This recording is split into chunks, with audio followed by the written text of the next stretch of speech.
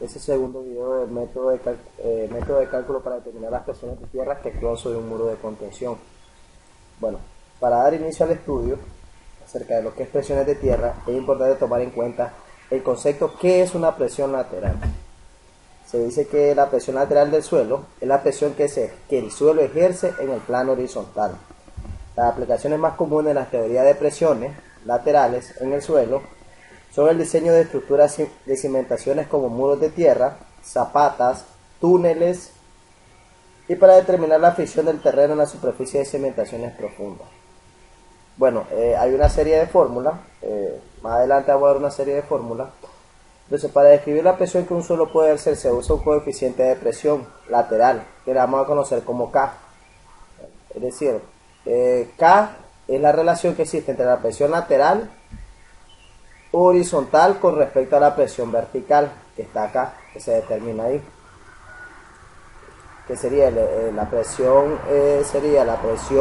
horizontal sobre la presión vertical. Esa es la fórmula que se sume directamente proporcional, ya que cumple cualquier punto del suelo.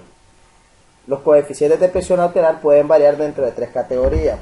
Podemos tener presión en reposo, presión activa y presión pasiva. Bueno, aquí voy a explicar cada uno de ellos. Aquí tenemos un diagrama, ahí está un muro. Podemos observar 4 incisos, A, B, C y D, y cómo funcionan cada una de las presiones, cómo se ejerce el esfuerzo horizontal entre ese muro de contención, ¿no? Bueno, en el caso de la presión en reposo es la presión horizontal del terreno.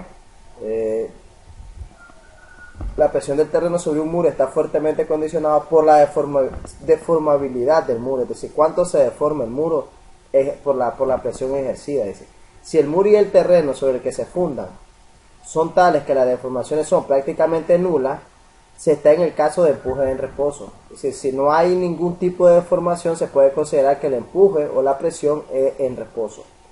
2. Presión activa. Si el muro se aleja del relleno, correcto, es decir, pudo más la fuerza de empuje del suelo, se conoce como presión activa, pero esto tiene que ver,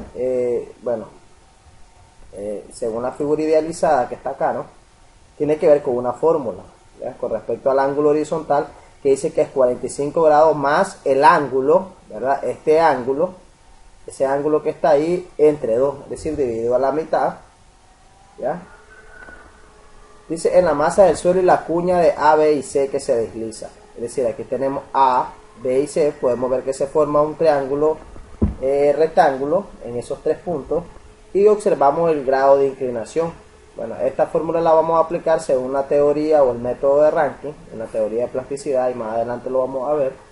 Dice, el ángulo, se conoce como ángulo de fricción interna, es decir, este símbolo se va a conocer como ángulo de fricción interna. Es decir, su tangente es igual al coeficiente de fricción intergranular. Y dado que es el suelo el que hace la presión contra el muro, a este caso se le denomina presión de tierra activa. Es decir, el suelo aleja al muro, eso se conoce como presión de tierra activa. En presión pasiva, es por el contrario al empuje contra el relleno, se forma un plano idealizado entre A y D. Ahora vamos a ver A y D, es decir, A y D está acá, ¿no? A y D sería de A a D, toda esta de acá, ¿no?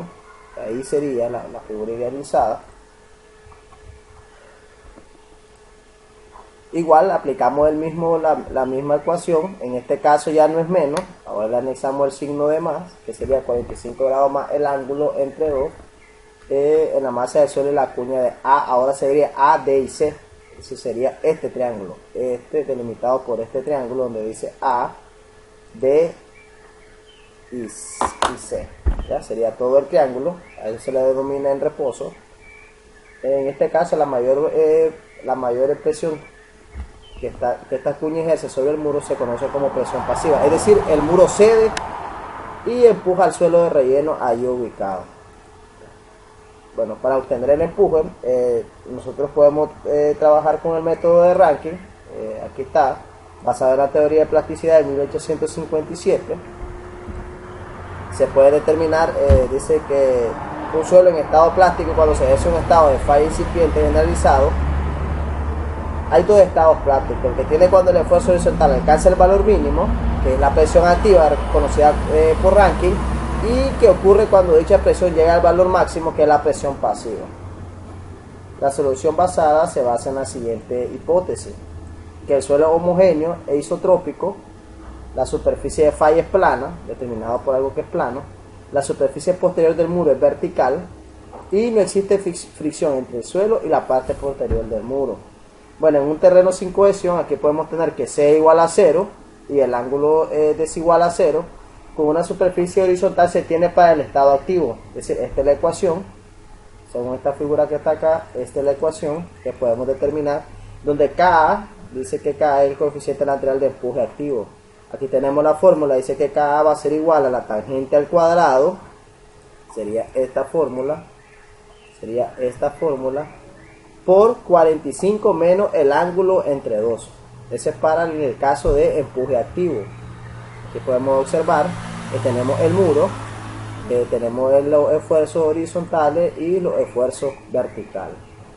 Para el estado pasivo sería Kp, ya no sería Ka, sería Kp, sería coeficiente lateral de empuje pasivo. En ese caso la fórmula varía, ya no es menos, va a ser más, sería tangente al cuadrado por 45 más el ángulo entre 2. En el caso para ambos estados, que es posible determinar los esfuerzos que actúan sobre el muro, tenemos el esfuerzo horizontal activo, ahí tenemos la ecuación, ahí está una ecuación, y tenemos el esfuerzo horizontal pasivo, que aquí se grafica en las dos figuras, cuando funciona activo y cuando es pasivo. Hay unos ejemplos, voy a explicar unos ejemplos aplicando el método de Rankine, la teoría de la plasticidad, cómo encontrar el empuje total a cierta profundidad.